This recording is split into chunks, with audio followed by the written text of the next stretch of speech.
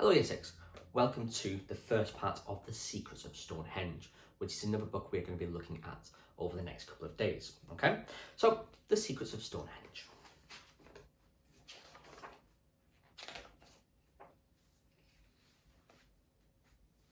People have wondered about the secrets of Stonehenge for hundreds of years. Was it some kind of temple or burial ground?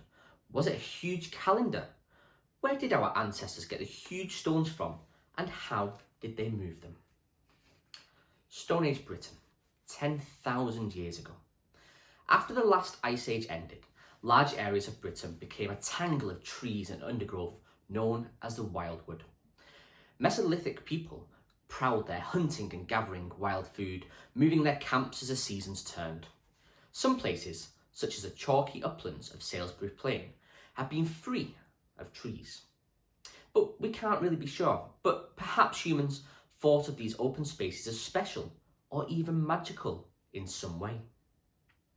Now, Stone Age humans were clever people, using tools of bone, wood, antler and stone, such as these flint spear points.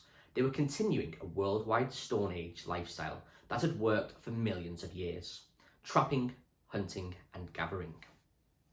From wild berries to wild boars, everything had its season. The first farmers, 6,000 years ago. During the Neolithic age, amazing new ideas began to reach Britain. Ideas about growing food and keeping animals.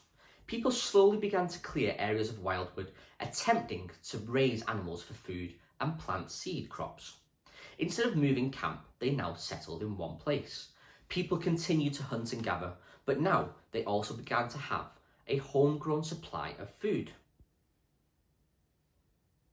Our job is to grind up the barley seed. Then we use the flour to make bread. My job is to look after the goats. The brainwave of farming began in the Middle East and spread across Europe to Britain. These new ideas about farming took thousands of years to spread across Britain. Domesticated pigs and goats were the first farm machines, eating tough wild plants and pulling up the undergrowth.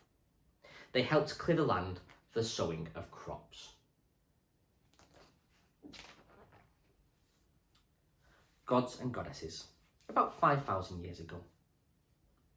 Neolithic people continue to believe in many gods, both male and female, sun gods, moon gods, earth gods. They believed in ghosts and ancestor spirits too, holding magical ceremonies and maybe even making sacrifices to the gods at important times of the year, especially when it was farming season, planting time, piglet time, harvest time. And in these rituals, people asked the gods for a good harvest and a healthy livestock. It was during this period that people made the first monument at Stonehenge. The sun god will wake up soon, and the moon goddess will go to sleep. It's time to plant the barley seeds. Let's hope the gods are kind this year. This 5,000-year-old clay figure is a sleeping earth goddess from Malta. Prehistoric people had gods for everything: rivers, mountains, lakes, birth, death, and the seasons. Frey, a god of farming and fertility, has origins in these long-forgotten prehistoric gods.